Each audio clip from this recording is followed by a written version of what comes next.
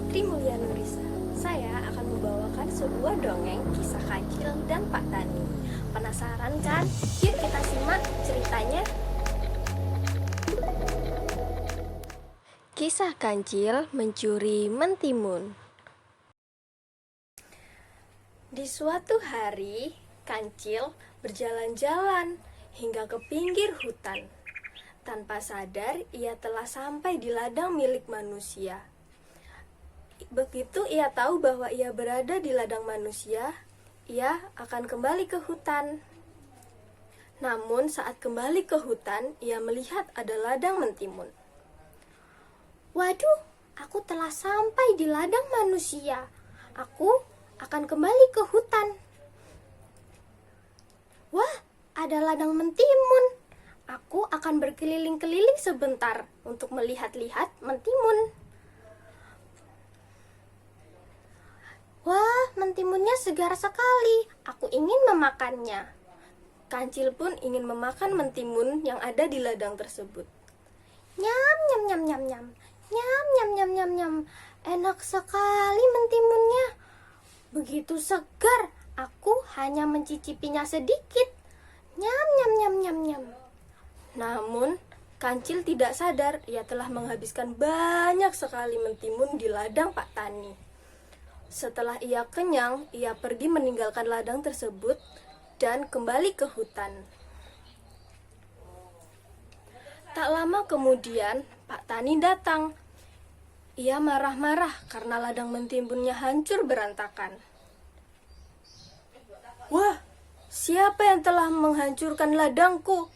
Mentimunku banyak sekali yang rusak dan habis dimakan. Perbuatan siapa ini? Pak Tani marah-marah. Kemudian ia kembali ke rumah.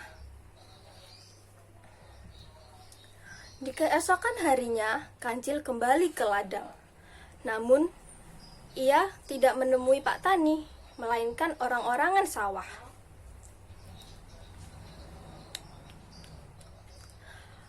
Pak Tani, sebenarnya saya yang memakan mentimun di ladang Pak Tani.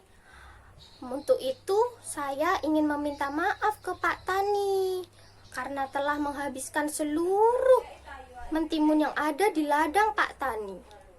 Namun, Pak Tani tidak menjawab perkataan si Kancil. Kemudian, Kancil pun mendekati Pak Tani. Pak Tani, saya minta maaf. Aduh, kenapa lengket sekali? Ternyata Pak Tani yang dimaksud Kancil adalah orang-orangan sawah yang telah dipasang oleh Pak Tani di ladang sawah miliknya. Ia terjebak karena orang-orangan sawah telah dilumuri getah karet. Aduh, tolong! Siapapun, tolong aku! Aduh!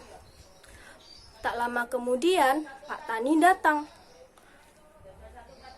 Wah, ternyata kamu yang telah menghabiskan mentimunku kemarin. Kamu harus aku hukum, Kancil. Tolong, Pak Tani. Ampun, saya minta maaf. Terlambat, Kancil. Kamu harus ikut ke rumah denganku. Kancil pun ditolong Pak Tani, dilepaskan dengan orang-orangan sawah dan dibawanya ke rumah. Ayo Kancil, kau ikut ke rumahku. Tolong, ampun Pak Tani. Kemudian Kancil pun dibawa Pak Tani ke rumah dan dikandangi. Kamu akan kukurung di sini Kancil hingga panen mentimunku selesai agar mentimunku tidak kau makan lagi. Ampun Pak Tani. Pak Tani pun meninggalkan Kancil di kurungan dan dijaga oleh seekor anjing. Bagaimana caraku pergi? Bagaimana ya? Aku ingin lepas dari sini dan kembali ke hutan. Kancil mencari akal untuk keluar dari kandang. Ia pun memanggil si anjing yang telah tertidur. Hei sobat, bangun kamu. Kenapa? Kamu tahu tidak kenapa aku dikurung di sini? Karena kamu telah mencuri mentimun, Kancil. Salah, aku dikurung di sini karena akan diajak Pak Tani pergi ke festival. Hah? Pergi ke festival? Iya, di sana banyak sekali daging. Hah? Daging? Aku suka daging. Kamu suka kan dengan daging? Bagaimana kalau kita bertukar posisi?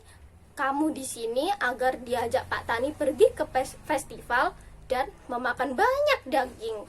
Hah? Iya, boleh. Aku mau banyak daging.